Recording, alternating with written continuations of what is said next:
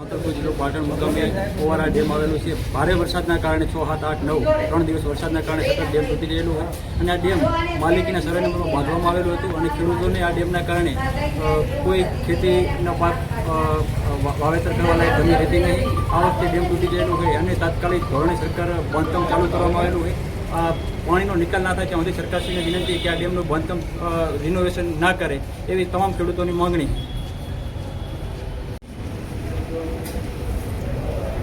જય જવાન જય કિસાન.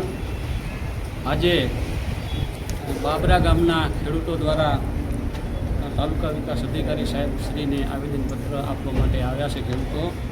એનો મૂળ પ્રશ્ન એ છે કે જે તે સમયે માલિકીની જમીન ઉપર સરકારી ડેમ બની ગયેલું હતું, ઓવારા ડેમ, ઓવરા નામનું ડેમ બની ગયેલું. આ વખતે અતિવૃષ્ટિ તારીખ 6, 7, 8 3 દિવસ જે અતિ ભારે વરસાદ વરસ્યો આપણા વિસ્તારમાં, જેથી કરી અને બાબરા ગામનું આ ડેમ તૂટી ગયું છે. જેની અંદર 3-4 સર્વે નંબરની જમીન આવેલી છે.